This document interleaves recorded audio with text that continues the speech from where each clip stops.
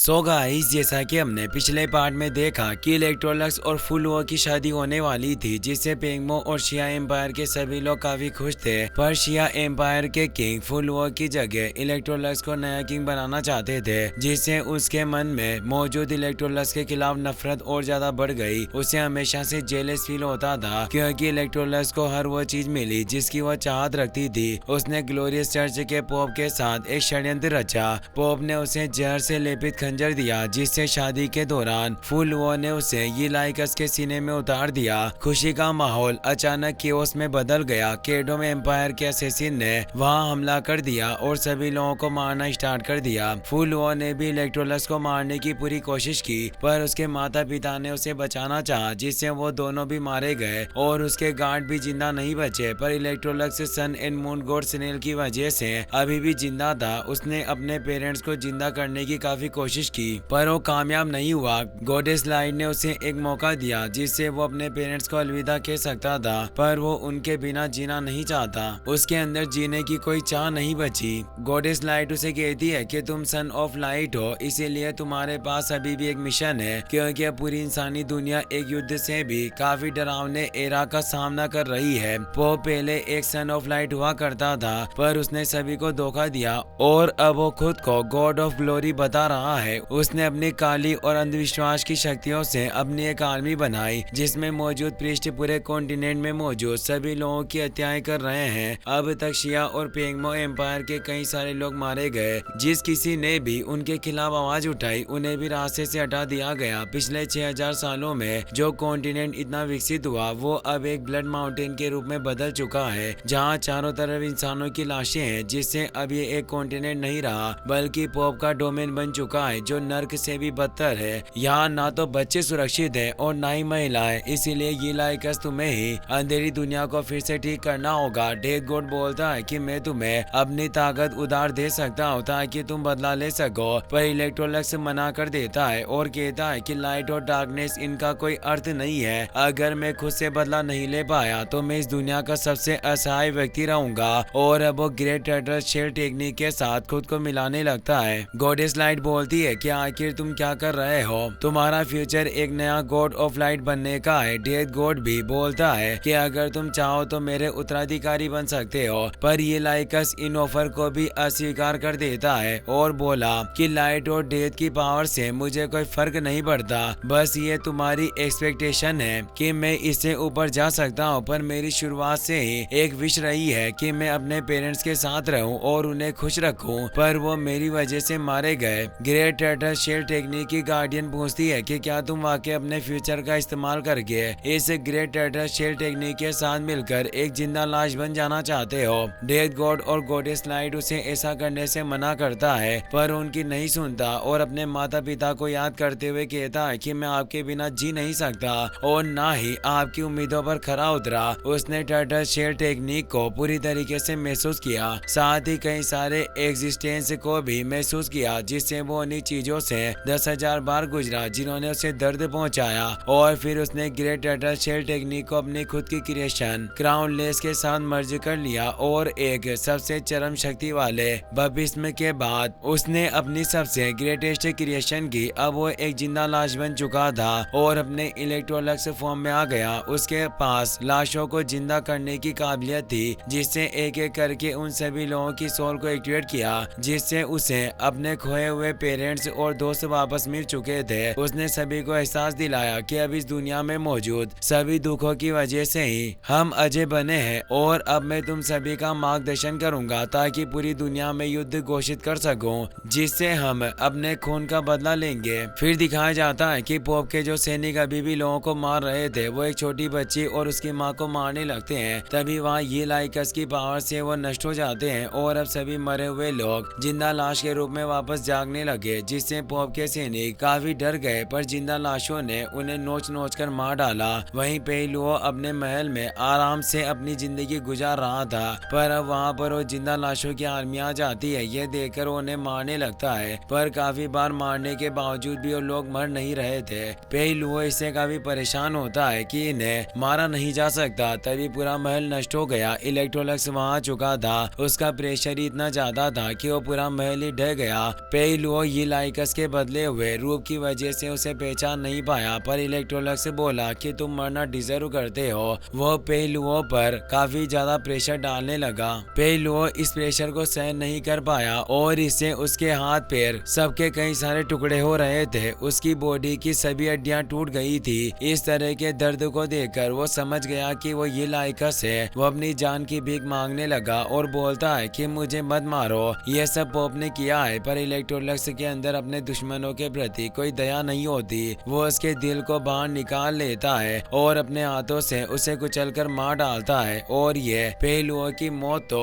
सिर्फ इलेक्ट्रोलक्स के वापसी की शुरुआत थी। वहीं हम फुलुओं को देखते हैं जिसने अपने लाइटनिंग ड्रैगन को भी मार दिया और वो एक नकली रानी बन चुकी थी। उसे लगता था कि उसकी प्रजा उसके रानी बनने से काफी खुश है, पर यह सिर्फ एक इल्यूजन था। इलेक्ट्रोलक्स एक तमाचे के साथ उसके सीने में शॉट घोंप देता है। फुलुओं पहचान जाती है कि वो इलेक्ट्रोलक्स है और उसे कहती है कि तुम अभी भी जिंदा हो, वास्तव में तुम काफी अमेजिंग हो, पर इससे कोई फर्क नहीं पड़ता चाहे हम कितनी भी बार मिले, पर हर बार मैं तुम्हें मारना ही चाहूंगी। मेरी सबसे बड़ी भूल थी कि बचपन में मैंने तुम्हें बचाया था, फिर भी सभी अच्छी चीजें तुम्हें मिली है, इसीलिए तुम्हें मारने की साजिश रचकर मैंने कोई गलती नहीं की। ये सब मेरे अच्छे फ्यूचर के लिए था। इलेक्ट्रोलक्स टाइम में उसे पीछे ले जाकर एहसास दिलाता है कि जब उनकी शादी होने वाली थी तब सभी लोग काफी खुश थे और वो फुलुओं की तारीफ कर रहे थे। ये लाइकस भी उसकी तरफ हाथ बढ़ा रहा था। इससे फुलुओं को भी एहसास हुआ कि उसने गलती की,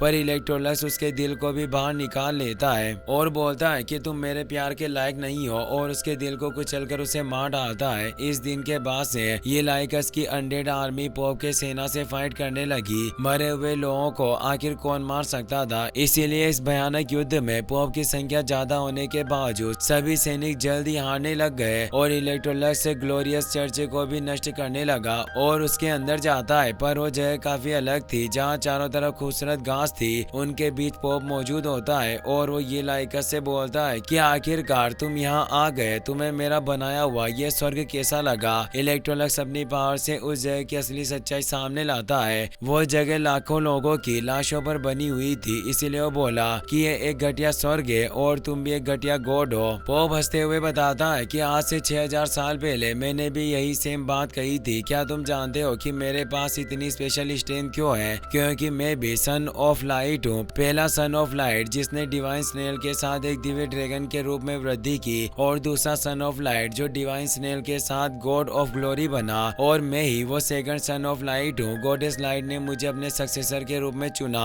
मुझे उम्मीद थी कि मैं एक गॉड बनूंगा, जिससे मैंने अपने बूढ़े होने तक का इंतजार किया, फिर भी गॉड नहीं बन पाया और खुद को हर एक दिन बूढ़े होते हुए देखा। मेरी पावर कमजोर पड़ गई और मेरी बॉडी सड़ रही थी, इसीलिए मैंने सन एंड मून गॉड स्नेल को भी खा लिया, पर इससे भी कोई फायदा नहीं हुआ। इसीलिए मुझे मानवता को कंज्यूम करने की जरूरत थी, इससे ही मैं इतना पावरफुल हुआ। ये लाइकस तुम भी मेरे साथ हो जाओ। मैं जानता हूँ कि तुमने भी गॉडेस ऑफ लाइट को छोड़ दिया, इसीलिए हम साथ मिलकर उसे मार सकते हैं और नए गॉड बन सकते हैं जो इस दुनिया पर शासन करेंगे और इस दुनिया का आनंद लेंगे। पर अगर तुम मेरे साथ नहीं होगे तो तुम्हें मेरे दिव्य क्रोध का सामना करना होगा। और वो अपनी डार्क पावर से इलेक्ट्रोलक्स को कवर कर लेता है, पर इलेक्ट्रोलक्स को कुछ नहीं होता। उसने अपनी स्वॉर्ड को बाहर निकाल लिया और बोलता है कि तुम खुद को एक गॉड कहते हो, पर तुम इस टाइटल के लायक नहीं हो। पोप उस पर अपनी गॉड ऑफ फ्लोरी पावर के साथ अटैक करता है, पर इलेक्ट्रोलक्स ने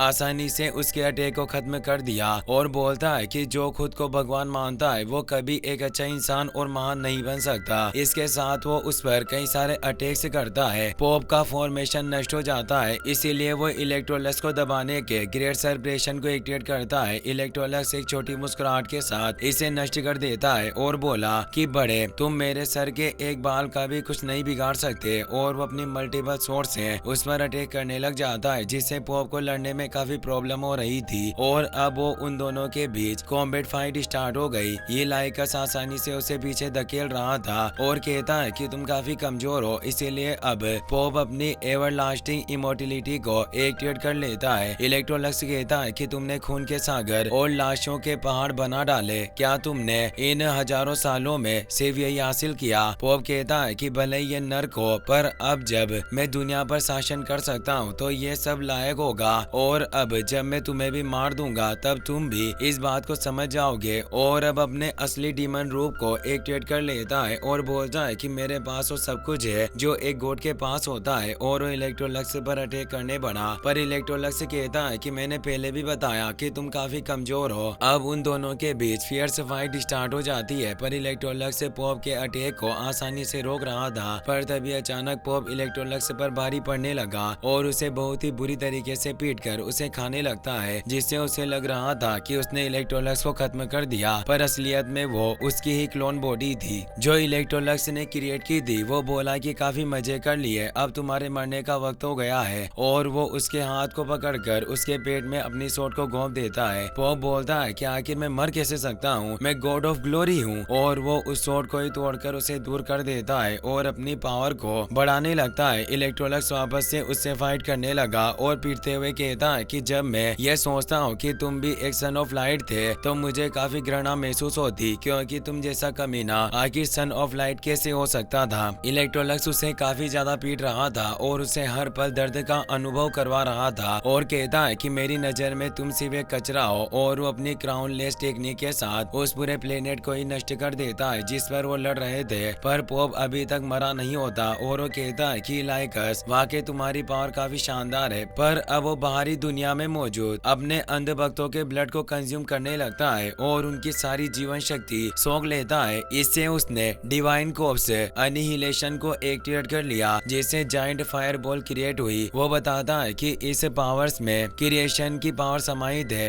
इस वक्त इलेक्ट्रोलक्स अपने पिता के शब्दों को समझ सका कि लोगों का जो उसके प्रति प्यार है वो कभी खत्म ना होगा, और ये प्यार ही उसे पावर देता है और अनंत काल तक उसके साथ रहेगा। जिससे अब वो अपनी लाशों की शक्ति का इस्तेमाल करते हुए उसकी पूरी आर्मी अब पॉप को मारने लग गई थी, जिससे वो बच नहीं पा रहा होता और उसे अंतहीन दर्द हो रहे थे। पर वो कहता है कि तुम चाहे कुछ भी कर लो पर मुझे मार नहीं सकते। इलेक्ट्रोलक्स कहता है कि क्या हुआ अगर मैं तुम्हें मार नहीं सकता, पर तुम्हें तबाह तो कर सकता हूँ, और वो अपने पावर से एक ब्लैक होल को एक्टिवेट करके उसकी टेक्निक को खत्म कर देता है, जिससे बाहरी दुनिया में मौजूद डिवाइन बॉडी भी नष्ट हो जाती है। पॉप बोलता है कि आखिर तुम मुझे कैसे मार सकते हो, मैं एक गॉड हूँ। वो उसे जमीन पर पटक देता है और उसकी बॉडी में तीर घोंप देता है ताकि वो उसे कैद कर सके। वो बोलता है कि मैं तुम्हें जैसे मूर्ख व्यक्ति को आगे बढ़ने नहीं दे सकता, तुमने इतने सारे निर्दोष लोगों को अपने मिशन के लिए बलिदान कर दिया, मैं आखिर इतनी आसानी से तुम्हें कैसे मार सकता हूँ। तुम यही रहोगे और एंडलेस दर्द का अनुभव करोगे। और वो मरे हुए लोग अब उसकी बॉडी को नोचना शुरू कर देते हैं, जिससे वो उसे मौत से भी बुरी यातना दे रहे थे। इलेक्ट्रोलक्स का बदला पूरा हुआ। फिर दिखाया जाता है कि इलेक्ट्रोलक्स ने सभी मरे हुए लोगों के टॉम बनाकर उन्हें श्रद्धांजलि दी थी। सन एंड मून गॉड स्नेल भी वहाँ मौजूद था। वो इलेक्ट्रोलक्स से बोलता है कि तुम सभी सोल को संरक्षित करने में कामयाब रहे, ऐसा आज तक कोई नहीं कर पाया। वास्तव में काफी असाधारण है, क्योंकि आज तक गॉड भी ये पावर अचीव नहीं कर पाए। ये लाइकस बताता है ऐसा इसलिए है क्योंकि मैं एक जिंदा लाश बनने को तैयार हूँ। सन एंड मून गॉड स्नेल पूछता है कि क्या तुम अब एक नई दुनिया का निर्माण करोगे। वो कहता है कि पहले की दुनिया काफी स्वार्थी और जेलेसी से भरी हुई थी। लोगों के अंदर लालच था